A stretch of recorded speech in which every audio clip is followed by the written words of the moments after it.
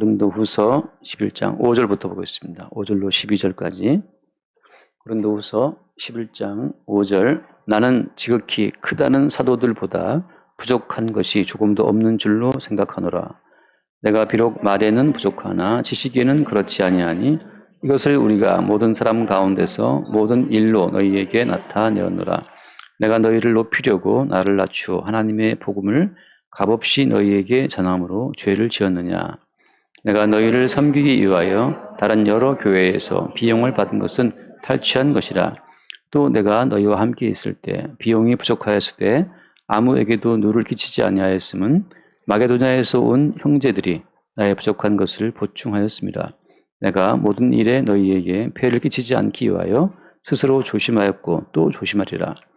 그리스도의 진리가 내 속에 있으니 아가야 지방에서 나의 이 자랑이 막히지 아니하리라. 어떠한 까닭이냐? 내가 너희를 사랑하지 아니함이냐? 하나님이 아시느니라. 나는 내가 해온 그대로 앞으로도 하리니 기회를 찾는 자들이 그 자랑하는 일로 우리와 같이 인정받으려는 그 기회를 끊으려 함이라. 아멘. 역시 사도의 편지는 잠깐 봐서는 알기 어려운 문맥으로 되어 있습니다. 중요한 것은 사도의 사도됨이라고 하는 것은 그 주권 자체가 사도에게 있지 않고 사도를 부르신 주께 있다고 하는 거죠. 똑같습니다. 이것은 모든 성도의 어떤 정체성이라는 것은 성도 본인이 정하는 게 아니에요. 성도의 정체성은 성도 본인이 뭔가를 결심해서 나는 기도할 거야, 말씀 볼 거야 이렇게 뭐 결심한다고 되는 것이 아니고 성도의 정체성은 주님에 의해서 형성이 되는 거예요. 그래서 자연인으로서의 나는 성도의 정체성이 발견될 때마다 새롭게 그 성도의 정체성을 발견하면서 놀라게 되는 겁니다. 그때 자기 부인이 이루어지는 거예요. 성령으로 말미암아 발견되는 성도의 정체성을 보고 타고난 자연인인 내가 놀라는 그 모든 과정이 자기 부인의 과정이라고 하는 거죠. 이것도 이 말도 좀 아까 헷갈릴 수 있죠. 아무튼 잠깐 말씀을 해볼게요. 요한복음 3장을 보면 맨 끝에 준 말씀이에요. 요한복음 3장에 거기에 성도의 정체성이 무엇인지를 예수님이 간략하게 말씀하신 것이 있어요. 저는 이게 참 마음에 드는데 요한복음 3장 몇 절이죠? 3장 8절을 보면 3장 8절 바람이 임의로 불매 네가 그 소리는 들어도 어디서 와서 어디로 가는지 알지 못하나니 성령으로 난 사람도 다 그러하니라 라고 되어 있죠. 여기서 뭐 되어 있습니까? 성령으로 난 사람도 다 그러하다라고 하잖아요. 뭐가? 무엇이? 바람이 임의로 휙 불 때 소리는 들었는데 이 바람이 어디서 불어오는 건지 어디로 가는 건지 모르잖아요. 산 너머 남촌에는 누가 살길래 해마다 봄바람이 남으로 오네. 뭐 그런 노래는 알지만 성도 개인의 인생도 그렇다는 거죠. 그러니까 성도는 고정적인 자아상이 없어요.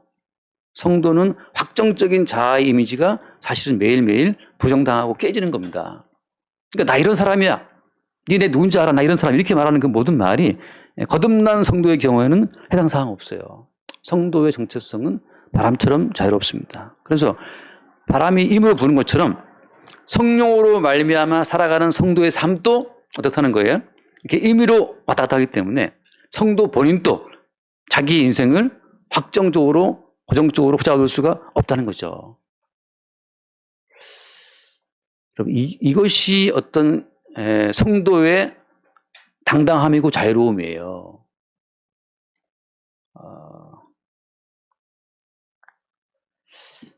또 아직 헷갈릴 수 있어요. 무슨 말씀인지. 근데 한번 돌아가 봅시다. 오늘 본문 돌아와서 보면 지금 사도 바울이 뭔가를 말할 때 누구와 지금 비교해서 말하고 있어요? 5절 말씀 보면 5절에 나는 지극히 크다는 사도들보다 부족한 것이 조금도 없는 줄 생각한다. 지금 다른 사도들보다 베드로와 같은 사도 그 당시에 예수님을 3년간 따라다녔던 그 수제자 베드로 그 대단한 사도들보다 바울은 부족한 것이 조금도 없다라고 말하는 거죠.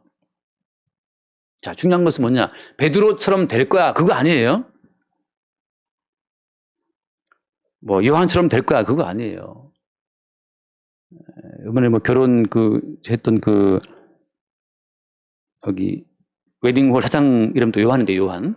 전요한 씨더라고. 그 사장 이름이. 부모가 아이를 낳아서 요한처럼 되고 키우고 싶은 마음으로 요한을 이름 지었겠죠.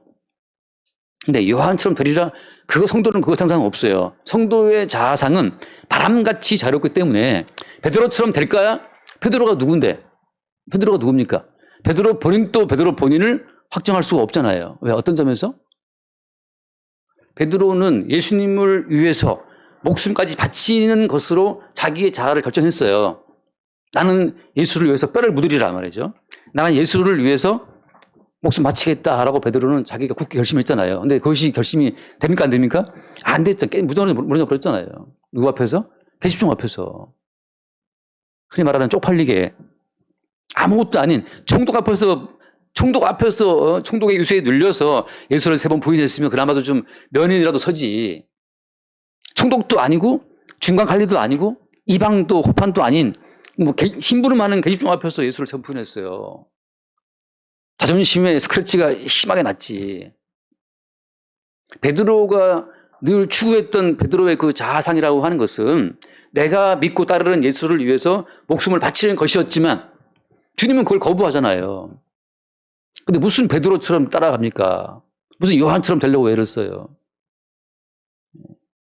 제 신경 다닐 때 뭐 이름 부를 때 뭐 이사무엘, 뭐 김모세, 여기서 막 튀어나와요. 이름 부르면 다 부모들이 뭔가 거기에 의미를 부여했겠죠. 이삭 그러면 그러는데 정춘아 그러면 정춘아. 도대체 왜 이렇게 이름을 지었나 말이죠. 그래서 자매가 아니었어요? 나 아닌데요. 이상하다.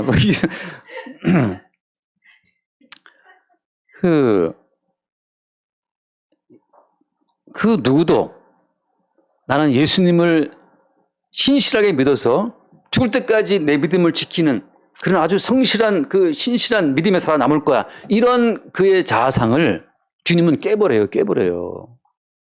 성도의 어떤 성도됨이라고 하는 것은 굳이 내가 이런 인생을 살 거야 라는 자기의 자아상을 고집할 필요가 있다 없다. 그게 없는 거예요. 나는 큰교 목사가 될 거야. 그 뜻대로 큰교 목사가 된 사람이면 제가 볼 땐 그 버리운 자가 아닐까 의심합니다. 왜냐하면 주님의 개입하심이 어디 있냐 말이죠. 신앙교 시절부터 대한민국 최고의 부흥사가 되리라는 꿈을 안고 마침내 그 꿈을 이루신 목사님도 있어요. 저는 사실 좀 의심해요. 왜냐하면 베드로가 주여 내가 주를 위해서 목숨 바치겠습니다 이렇게 말할 때 주님께서는 아사라 말아라 너 나 3번 부인할까 하고 베드로의 그 딴딴한 자아상을 박살을 아주 스크래치가 아니라 깨버린단 말이죠. 나중에 베드로가 무슨 말 합니까? 주여 내가 주님을 사랑하는 줄을 누가 안다? 주님이 아신다. 그건 무슨 뜻이에요 벌써? 본인이 본인을 규정짓고 본인이 본인을 확정짓는 그 자아상으로부터 베드로가 벗어난 거예요. 내가 아무리 뭐 거야 될 거야 뭐 될 거야 떠들어봤자 그게 안 되는구나를 아는 거죠. 그거 누구한테 있어요? 주님 안에 있는 거죠. 주님이 아십니다. 분명한 내가 주님을 사랑하는 것은 사랑하는 것 같은데 내가 주님을 사랑한다는 이 내 자아의 어떤 자아상마저도 어때요? 주님에 의해서 확정이 되고 증명이 되는 거지. 인간이 뭐 한다고? 인간이 뭘 알아요, 인간이? 인간이 5분 안팎의 일을 압니까? 아무것도 모르는 인간들이 무슨 자유의지가 어떠냐 하면서 떠드는데 그 자유의지의 결론이 뭐예요, 결론이 예수를 모른다고 3번 부인하고 심지어 그 뭡니까? 베드로가 그 저주까지 해가면서 말이죠. 그 저주라는 말은 그 예수를 저주한다는 말이 아니에요. 내 말이 틀림없다는 그 사실, 내 말이 거짓말이면 나를 저주하라. 그 말이거든요, 그게. 베드로는 자기를 저주해 가면서까지 예수를 모른다고 부인했어요. 내 손에 장을 지져라. 내가 저 사람을 안다 할 것 같으면. 나 저 사람 몰라. 장 지져. 이런 거 비슷한 거죠. 그래서 여러분, 인간의 자유의지, 인간의 뭐 어떤 그 자기의 선한 어떤 결정력, 그 결론은 그렇게 3년간 따라다녔던 내가 당신을 너무너무 사랑해서 난 목숨 바쳐 그렇게 말했었던 그 사랑마저도 모른다고 부인하는 그게 인간의 자유의지의 실상이에요. 이 목숨 다 바쳐서 당신을 사랑하리 이런 노래가 있는데 이 노래 아는 사람은 다 열린서 있는 알아있으면 아십니까? 모르죠. 이건 최시철 사람이나 저 정도 아는 혹시 어쩌다 훨씬 어린 그 유명한 그 영화 배우 조 있어요. 그 사람 아버지인데 가수. 그 노래를 부르고 나서 가족 다 버리고 미국으로 갔어요. 지금도 그 아들이 그 아버지를 인간 취급 안 합니다. 인간의 사랑의 맹세가 얼마나 헛된 것인지를. 근데 무슨 자유의지를 주셔서 우리의 의지로 예수를 따라간다? 아직 그 사람은 지금 사탄이 너를 청구했다. 밀가루 하려고. 사탄이 한번 마음껏 키에 들고 이렇게 까불어 제끼는 그 사탄의 힘을 경험치 못한 사람들은 자기를 믿어, 자기를. 예수를 따라가겠습니다. I will follow him 하고 노래 부를 땐 좋지. 실사님 노래 부를 때 다들 막 감동받아갖고 막 그 축가 부를 때 다들 그분 누구냐고 물어보더라고. 그분이 막 악보도 안 보고 막 열정적으로 하다 그러는데. 아빠 다 외웠으니까 볼 필요가 없지. 노래 부를 때는 이게 막 되는데 이게 현장에 들어가는 순간 돈 몇 푼에 날아가는 거고 그때는 그거고 이 앞에서 예수님 몰라 부인한 그것이 인간이잖아요. 근데 무슨 자유의지로 예수를 따라가고 무슨 말씀을 지키고 아담은 선악과를 우리 먹지 맙시다부터 베드로는 예수를 그렇지만 우리는 예수를 인정합시다 말이죠. 그게 예배당 모여 있을 때는 되는 것 같아요. CD 치고 드럼 치고 막 쥐어 할 때는 되는 것 같지만 집에 돌아가는 전철만 타도 벌써 정신이 혼미해지면서 피곤해가지고 지금 너무 노래를 많이 불러서 목이 아파. 누가 좀 건드려도 벌써 화가 올라오는 게 그게 인간인데 자유의지의 힘이 도대체 어디에 있다는 거예요. 전 정말 그 자유의지 말하는 분들을 보면 저 사람은 거듭난 사람인가 싶을 때가 많아요. 왜? 거듭난 사람은 바람이 임으로 부는 것처럼 성령이 그를 주관하는 거지 그의 의지가 그 인생을 반듯하게 끌고 가는 게 아니에요. 반듯하게. 저 어릴 때 박정희 대통령 좋아해. 박정희 대통령 항상 그 책상에 딱 단정하게 딱 이 노트 놓고 딱 이 펜 놓고 그 단장하는 그거 죽을 때 총 맞고도 난 괜찮아 했다면서요. 겨철인 같은 어떤 의지를 좋아했는데 그렇게 자기의 의지에 무너짐을 보지 못한 사람들은 버림받은 백성입니다. 택함받은 백성은 반드시 그의 의지를 주님 무너뜨려. 너의 의지와 너의 결심으로는 마침내 하나님의 사랑에 이를 수 없다는 그 사실을 주님이 확인을 시켜주는 자들이 구원받은 사람이죠.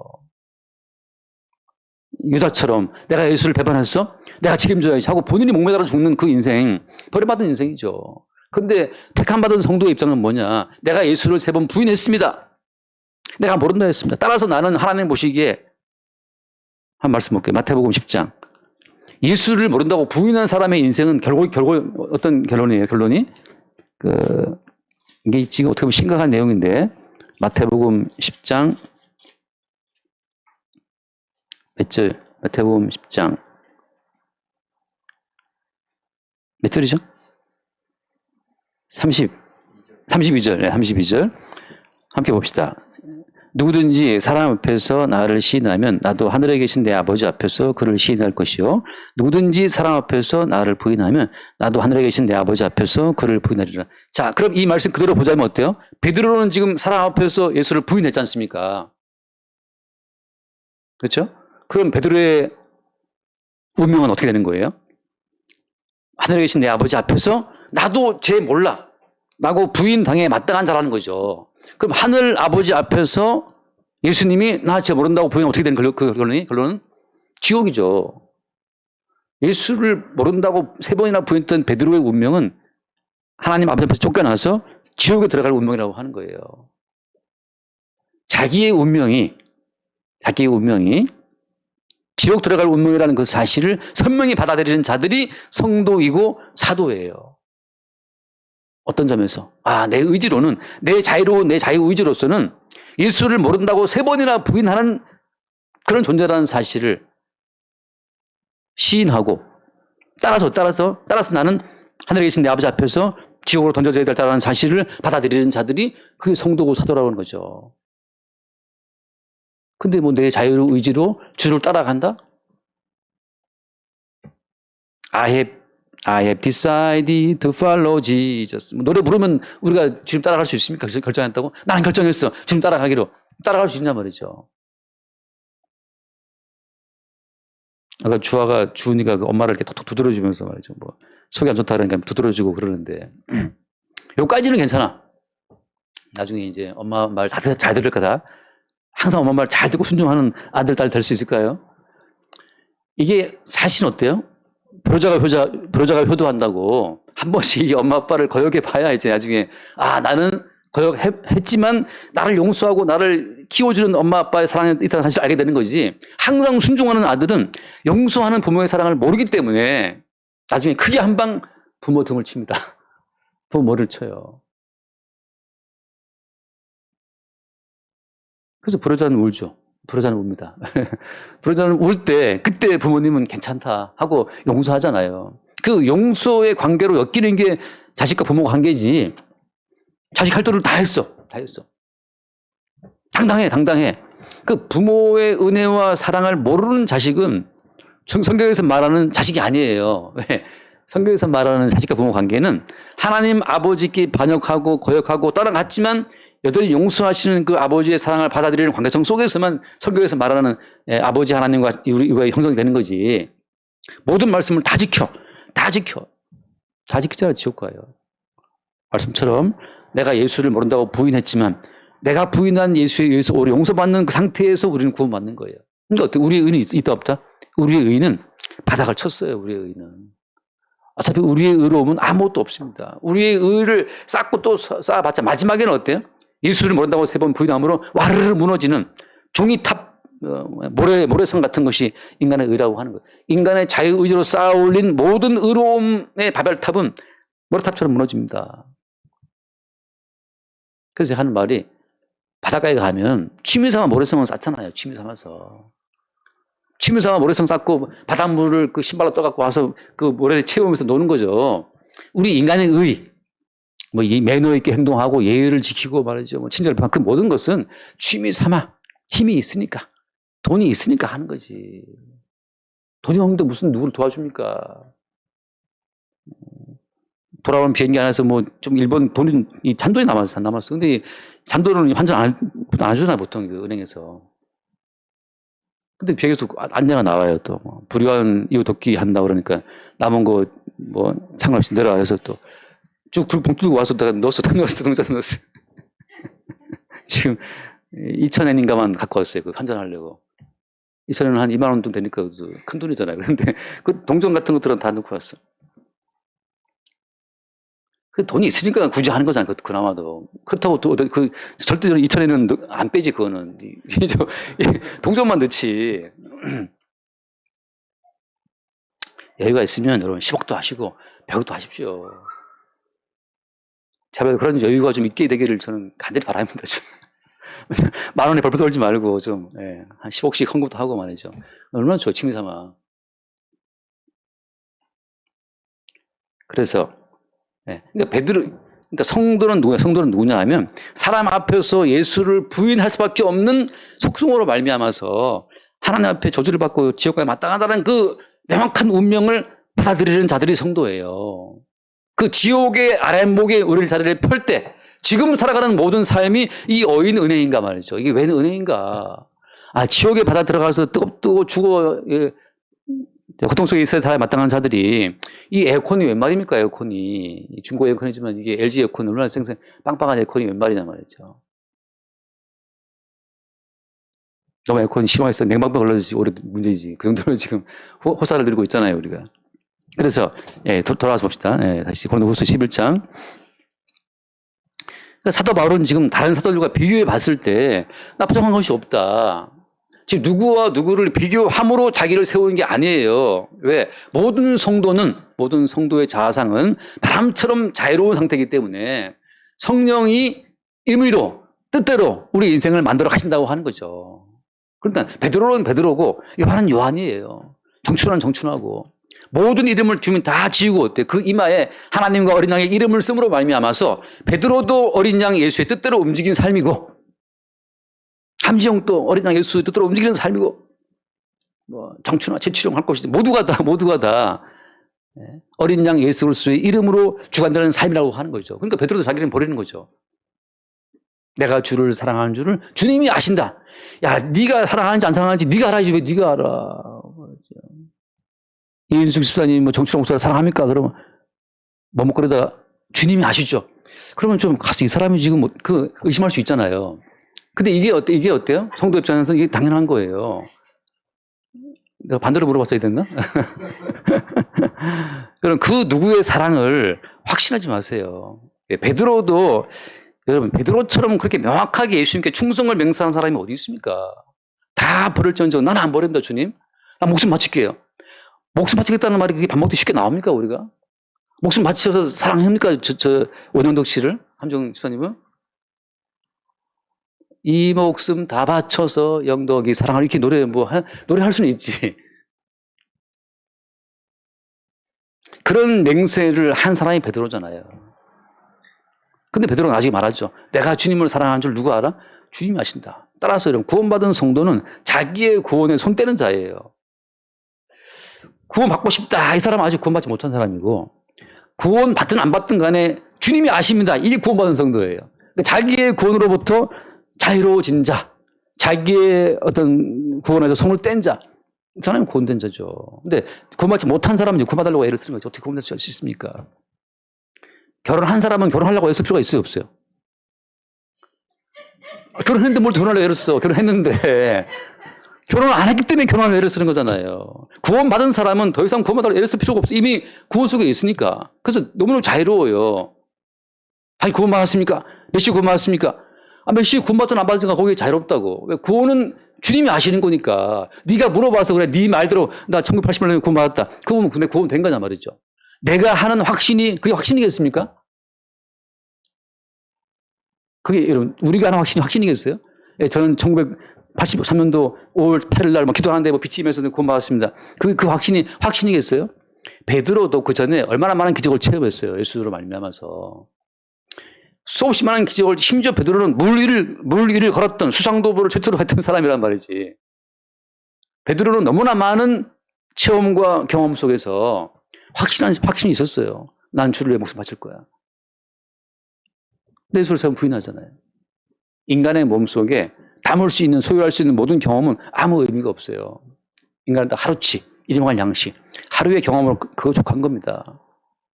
옛날에 왕년에 뭐 했다. 왕년의 씨 떠들어봤자 소용없는 것이, 인간은 과거의 경험의 축적의 결과물이 아니고 바람같이 역사하신 성령의 역사의 결과물이기 때문에 자기로서 자기를 확정하는 것이 아무 의미가 없다니까요. 내가 20년 목회 경력했다. 그게 뭔데? 아무것도 아닌 거예요. 내가 집사로 내가 섬긴 지가 지금 20년째야. 그게 뭔데? 20년 교회 경력? 그 물건값 때문에 잠깐 흥정거리는 그 짧은 순간에 다 날아갈 수 있어요.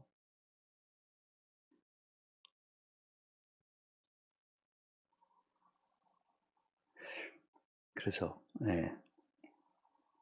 6절 말씀 봅시다. 6절. 내가 비록 말하는 부족하나 지식에는 그렇지 아니하니 이것을 우리가 모든 사람 가운데 모든 일로 너희에게 나타내었노라. 하도 바울이 좀 말빨은 약했다고 여러 번 나오잖아요. 말빨은 약했어요. 근데 지식에는 그렇지 않다. 사도가 이 말에 부족한 것도 다 뜻이 있는 겁니다. 저도 약간 말이 빠르고 말이 좀 더듬거릴 때 있어갖고 항상 제가 긴장하고 말 또박또박 해야지. 그런데 또박또박 하려고 했는데 또 이게 또 빨라진단 말이죠. 주님을 의지하는 어떤 그런 순간들이에요. 중요한 것은 뭐냐? 7절 말씀. 내가 너희를 높이려고 나를 낮추어 하나님의 복음을 값없이 너희에게 전함으로 죄를 졌느냐. 하나님의, 이게 지금 초점은 이거예요. 사도 바울은 고린도 교회에서 사례비를 안 받았어요. 초점이 그 때문에 싸움 난 겁니다. 고린도 교회에 사례비를 받지 않았어요. 사도 바울이. 어떻게 생각했느냐? 그 8절 말씀 보면 나오지만 내가 너희를 섬기기 위하여 다른 여러 교회에서 비용을 받은 것은 탈취한 것이다. 이건 무슨 말이냐면 우리 고린도 교회를 섬기는데 고린도 교회에서 사례비를 받지 않고 다른 여러 교회에서 그 비용을 충당했거든요. 내가 이거 뺏어온 것이냐 하고 반문법이에요. 내가 탈취한 것이냐 말이죠. 그러면서 그 9절 말씀 또 내가 너희와 함께 있을 때 비용이 부족하였을 때 아무것도 눈을 끼치지 아니하였으면 마게도냐에서 온 형제들이 나의 부족한 것을 보충하였습니다. 내가 모든 일에 폐를 끼치지 않기 위하여 스스로 조심했다. 그러니까 다른 동네 마게도냐에서 다른 형제들이 바울이 필요한 모든 선교 비용을 댔고 고린도 교회에서는 사례비를 안 받았어요. 이거 받지 않으니까 또 사례비를 받는 다른 사역자들이 사도 바울을 사입이라고 또 비난하는 거예요. 여러분 이게 웃기는 거지만 우리 장로교, 제가 속한 장로교 교단에도 목사의 사례비를 12 곱하기 4로 주도록 주는 데 있어요. 그래서 처음에 우리의 청예비 드릴 때 기억나실 분 있으면 모르겠지만 다른 목사님 와서 이제 예배 인도하면서 다 그걸 점검하잖아요. 그래서 목회자를 청빙해서 교회를 세우는 청년마다 마당에 있어서 목회자 사립을 얼마나 주겠느냐 쓰게 돼 있는데 거기에 12 곱하기 4. 전 처음에 12 곱하기 4가 무슨 말인지 몰랐는데 12 곱하기 4인가? 12 더하기 4인가? 아무튼 12달 사례비를 주고 4달은 보너스로 주라 그 뜻이에요. 이렇게 장로교 헌법에서 이게 정해져 있단 말이죠. 이게 그런 모든 그 교회를 세우는 어떤 그 모범 틀이 정해져 있어요. 그게 안 돼 있으면 야, 너희들 목회자를 모실 준비도 안 돼 있는데 무슨 교회를 세워? 좀 더 질도 있어. 이렇게 이제 한단 말이죠. 당시에 교회가 막 뻗어나가는 그런 과정에 있어서 많은 그 어떻게 보면 약간 사이비 사도들 그런 사람들이 오히려 사례비를 요구했다는 거죠. 사례비를 받음으로써 나는 정당하고 확실한 목회자라는 그 사실을 본인들이 입증을 한 거예요. 내가 확실한 목회자라고 하는 그 증거는 야 나에게 정기적으로 사례비를 주는 집단이 교회가 있어. 이것이 목회자의 자기의 정체성을 주장할 수 있는 근거가 된 거예요.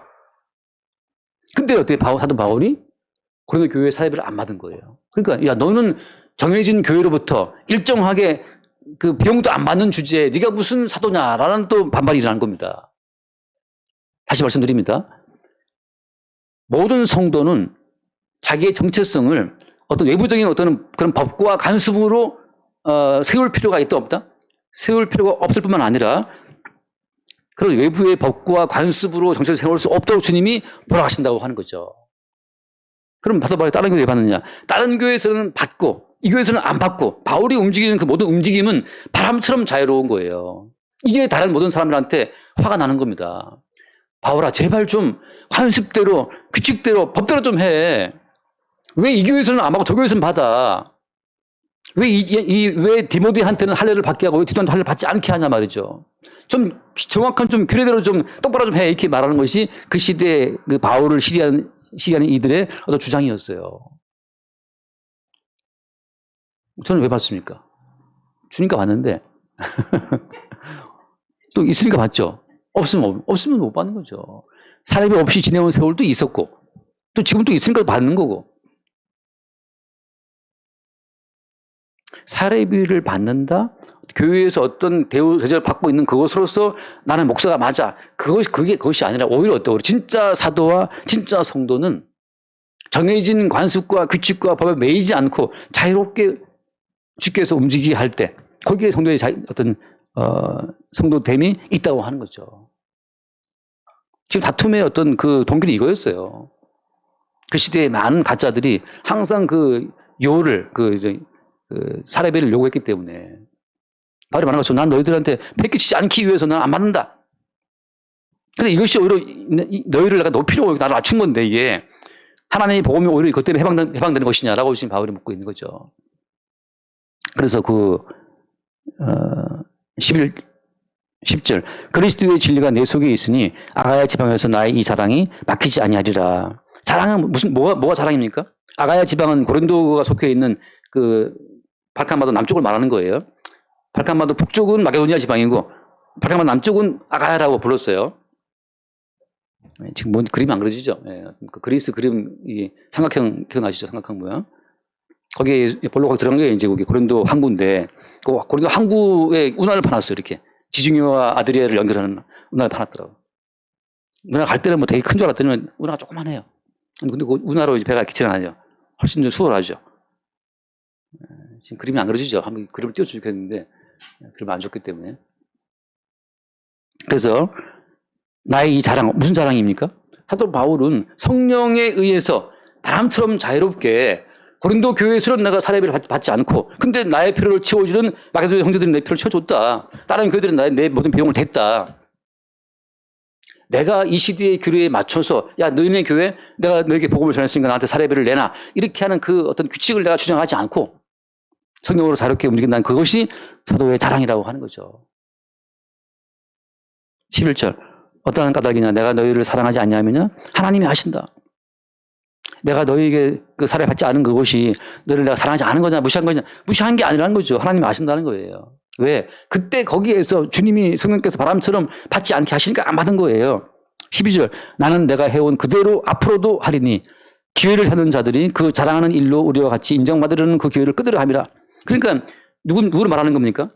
기회를 찾는 자들, 사례비를 받고 안 받고에 따라 자기의 어떤 사도됨의 권위를 나타내는 그 자들, 나는 무슨 교회에서 이러한 사유를 받고 있으니까 나는 확실한 목사가 맞아 말하는 그 자랑거리들을 어때요? 주님이 바울을 말미암아서 그걸 끊어버리는 거죠.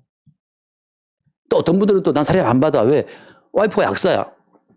어떤 분은 또 와이프가 교사야. 그래서 안 받는 분도 있어요. 그래서 나는 교회 사례 안 받습니다. 그래도 자랑하는 경우도 있어요. 근데 어때? 바람같이 역사가 흐르는 것은 때로는 받게 한다 이 말이죠. 제가 초창기에 치킨집을 하고 장사를 했던 이유 중에 하나는 뭐냐면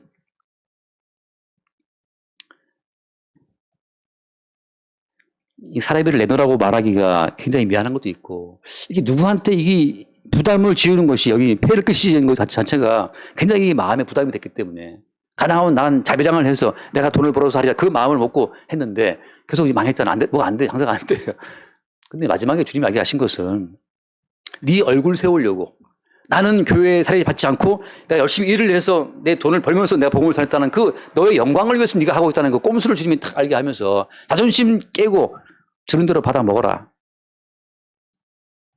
그렇다고 500씩 주는 건 아니에요. 그렇다고 그건 아니지만 아무튼 주는 대로 받는 겁니다. 아, 그렇게 받아야지. 받는다. 그 받는 것만으로는 살 수 없어요. 그래도 그냥 받아요. 왜냐하면 바울처럼 마게도냐 형제들이 뭘 주고 한 것처럼 저도 상황에서 이렇게 흘러 들어오는 것이 있습니다. 다 말하지 못해도. 그래서 그냥 그것으로 사는 거죠. 저를 자랑하는 것이 아니에요. 뭘 말하는 겁니까? 성령은 바람처럼 역사하시기 때문에 그냥 우리는 주님의 역사하심으로 말미암아서 여기서 복음을 나누고 있다는 그 사실을 자랑하고 싶은 거예요. 제가 너무너무 가난해서 진짜 내가 노가다를 뛸 정도가 되면 제가 무슨 힘으로 이 복음을 전하겠습니까? 지쳐서 또 잠이나 자겠지. 벌써 병 들어갖고 병원에 실려갔겠지. 여러 번 일을 하려고 시도했었으나 일을 하면 장사가 디기디기 안 되고 결국은 이제 그 치킨점 할 때도 하루에 최소 20마리는 팔아야 되는데 이게 10마리가 안 팔릴 때가 허다하고 어떤 날은 7마리밖에 못 파는데 나머지 2마리는 우리가 그럼 튀겨 모은 게 2마리야. 유지가 안 돼. 생맥주도 안 팔아. 주일날 다 쉬어. 수요일에 한다고 오토바이 타고 가버리면 배달도 안 돼. 장사가 될 턱이 없죠. 마음 분주하고. 지금 뭘 말하고 싶은 것이냐. 성령이 바람처럼 아무튼 역사함으로 말미암아서 여러분들은 저에게 사례비를 평생 주지 않는다 하더라도 주님이 또 여기저기서 이렇게 보내줘서 그나마 살고 있다. 그나마 하지 않고 말씀을 묵상할 수 있다. 이거 말하는 거죠. 나도 쿠팡 배달 하려고 막 알아보고 있는 중인데 또 누가 하나 쓱 들어와서 목사님 하고 또 들어와서 또 대화하다 보니까 또 그분이 또 이렇게 하는 경우, 그래서 또 알죠 또. 이건 나는 배달 일이 아니구나. 또 계속 말씀 나누고 그러는 거죠. 물론 저도 힘이 세고 그러면 이제 할 수도 있겠지만, 지금 노예 목사님들 배달하는 걸 보니까 이게 빨라야 되더라고, 배달. 저는 배달하면 분명히 못할 것 같아요. 딱 중국 들어오면 거리 보고 딱 찍어야 되는데 저는 보고 하다가 날아갈 것 같은 생각이 들어. 또 한 번 노예 목사 한 번도 배달 가다가 또 차에 치여서 또 병원에 입원해서 한참 계시고 그런 분도 있어요. 여러 가지 케이스가 있어요. 오늘 파도가 말하는 것은 뭐냐. 바람 같은 성령의 역사에 의해서 우리 모두가 주의 복음을 나타내고 증거하기 위해 존재한다고 하는 것. 자, 오늘 말씀 중요한 포인트는 하나 뭐냐 하면 바울이 말한 것처럼 기회를 찾는 자들이 그 자랑하는 일로 우리와 같이 인정받으려는 그 기회를 끊겠다 말하는 거. 끊겠다는 이 말. 이런 사람은 자기로서 자기의 자아를 세우고 싶은 욕망이 항상 깔려 있습니다. 선악과를 먹은 다음부터 모든 인간은 이런 사람이 되어야지라고 할 때 항상 지금보다 더 나은 사람을 꿈꾸게 돼 있어요. 선악과를 먹을 때 어떤 단서가 붙었습니까? 선악과를 먹으면 하나님처럼 될 것이다라는 단서가 붙었잖아요. 하나님처럼 될 것이다. 모든 인간은 지금보다 더 나은 나를 추구합니다. 일신, 우일신. 오늘 새롭게, 더 새롭게. 매일 새로운 것을 추구한단 말이죠. 온고유신부터 해서. 근데 그 새로운 것을 추구하는 그 자체가 어때요? 그게 마귀적인 거예요. 그냥 주신 그 은혜 안에서 살면 되는데, 항상 다른 걸 따라가는 거죠. 그러나 아들이 시험지를 들고 왔는데 60점 맞고 왔어. 60점 맞고 왔으면 그 자체로 감사하면 되는데, 왜 너 60점이냐? 80점, 90점, 100점 받아봐야지. 그 때문에 이제 거기서 어때요? 그 60점, 100점이라는 그 40점 괴리만큼 마귀가 역사하는 겁니다. 그 마음속에 평안은 사라지고 염려와 두려움이 밀려오면서 나중에 얘가 어떻게 살 것인가 하고 고민한단 말이죠. 그 지금보다 더 나은 모습을 꿈꾸는, 내가 오늘의 말씀에 실패했지만 내일 말씀 시킬 거야 나오는 거. 그 아무튼 지금 더 나은 모습을 꿈꾸는 그 틈에 누가 들어와 기생하는 거예요? 귀신이 들어와 있어요. 귀신과 마귀가 들어와 있는 겁니다. 다시 중요한 겁니다, 이거. 내가 그 결핍을 느끼는 결핍만큼 누가 들어와 있다? 그 귀신이 역사하는 공간이 그 결핍 공간만큼이에요. 그래서 우리 속에 들어와 있는 귀신은 항상 우리 가운데 너는 더 나은 사람이 될 수 있어. You can, 너는 할 수 있어. 그렇게 현재 있는 그 뭐가 불망스러운 듯이 다른 목표를 세울 때 그것이 귀신이 뛰어드는 공간이 되는 거예요, 공간이. 교회들마다 제가 늘 드린 말씀이지 않습니까? 교회 부흥을 주옵소서. 교회에서 말하는 부흥은 어떤 부흥이에요? 숫자적인 부흥이겠지. 근데 그 교회에 100명이라고 칩시다. 100명인데 왜 부흥을 이야기하는 거예요? 100명이 뭔가 모자라다고 생각하는 거지. 그래서 목표를 세워. 올해 목표 200명. 100명 교회인데 200명 세웠다. 그럼 100명만큼 귀신이 뛰어노는 활동 공간이 생기는 거예요. 그만큼 어때요? 교인들을 기도시키고 헌금시키고 전도시키고 활동시키고 계속 활동시킬 때 그 모든 것은 다 성령이 아니라 귀신이 그들 각자를 역사하는 귀신의 어떤 그 꽁토가시로 모든 교인들이 움직이고 있는 거예요. 노아는 몇 명을 구원했습니까? 자기 포함? 자기 포함 8명이잖아요. 우리 교회는 지금 너무 많아, 숫자가. 우리 교회 지금 너무 부흥했어요, 지금. 너무 부흥해서 차 넘쳐, 은혜가. 넘치는 거지. 주시는 그 은혜 안에서 주님이 바람처럼 역사하심을 말미암아서 바람처럼 우리 여기 얘기했다는 그 자체로서 우리는 주님이 행하신 일을 보고 감사하는 거죠. 저 일본 갔다가 못 돌아왔으면 어떨 뻔했어요. 비보. 예. 혹은 여러 번 가도 또 어디 아팠다. 못 나오는 거죠. 갔다 왔더니 이광호 집사님 부인 되시는 유희정 집사님이 살짝 빠졌어요. 내가 볼 때. 그래서 물어봤더니면 장염인가? 좀 음식 때문에 건넜다 하더라고요. 어디 아프면 사람 못 나오죠. 여기에 모인 이 모두가 바람 같은 역사에 의해서 주의 은혜에 앉아있다는 사실을 보게 될 때 그 순간 감사의 현장, 예배의 현장이 되는 거죠. 근데 모여서 주여 우리 100명 더 주십시오 기도할 때가 어때요? 그 순간은 감사 현장이 아니고 불만스러운 현장이야. 주님 왜 우리 교회에 100명 200명이 돼야 되는데 왜 100명밖에 안 됩니까 주님? 뭐 불만이 이렇게 많아 불만이. 100명도 확 줄여서 하면 노아처럼 8명으로 남겨볼까? 그게 아니잖아요. 그래서 항상 지금 사도 바울이 사례를 받고 안 받고 하는 그 모든 것은 성령의 역사에 의해서 바람처럼 움직이는 자유로움인데 다른 이 가짜들은 바울을 보고 말하기를 너 사례 안 받으니까 너 문제 있어 라고 그 어떤 규칙과 규례와 관습에 의해서 바울을 또 막 이렇게 판단하는 거예요. 말씀 하나 읽고 그 마태복음 23장을 잠깐 볼게요. 마태복음 23장 13절 23장 13절 말씀을 보면은 화이트 친저 외식하는 서기관들과 바리새인들이여 너희는 천국 문을 사람들 앞에서 닫고 너희도 들어가지 않고 들어가는 자도 들어가지 못하게 하는 이 서기관과 바리새인은 어떤 사람들입니까? 평생 성경을 연구한 사람들인데 평생 성경을 연구하면서 하나님 나라를 전파했던 그 사람들이 어떻게 한다? 천국 문을 닫는다는 거죠. 왜? 그들이 지금 잘못된 천국을 말하고 있으니까. 어떤 점에서? 여기 지금 참 중요한 겁니다. 서기관과 바리새인들은 뭐 하는 사람들이에요? 성경을 필사하고 성경을 연구하고 가르치는 사람들이잖아요. 근데 이 사람이 성경을 왜 지키는 거예요? 이 사람들이 성경 말씀대로 살려고 애쓰는 이유가 뭐 때문입니까? 성경 말씀대로 순종하고 살려 하는 그 이유가 어디에 있어요? 성경 말씀대로 살아서 완벽한 자기 자상을 추구하는 거예요. 내가 지금은 말씀대로 살지 못하지만 내가 이 말씀을 지켜서 하나님 보시기에 완벽한 내 자아가 될 거야. 이게 바로 누구의 아이디어예요? 여러분 이게 정말 참 중요한 문제인데 말씀대로 살아서 하나님이 기뻐하시는 사람이 될 것이다. 이게 누구의 논리라고요? 이게 마귀의 논리예요. 오해받을 수 있는 제가 말을 제가 드린 겁니다. 말씀대로 살아서 하나님 기뻐하는 사람이 될 거야. 이게 마귀의 논리예요. 왜? 왜 그래요? 하나님께서는 우리에게 뭘 해서 하나님의 요구 앞에 이르라고 하시지 않아요. 모든 말씀은 뭡니까? 모든 말씀은 너희들이 왜 하나님 영광에 이르지 못한다는 사실을 다 보여주게 해주신 말씀들이고, 이 말씀대로 살아서 영광에 이르러라, 그 주신 말씀이 아니라고요.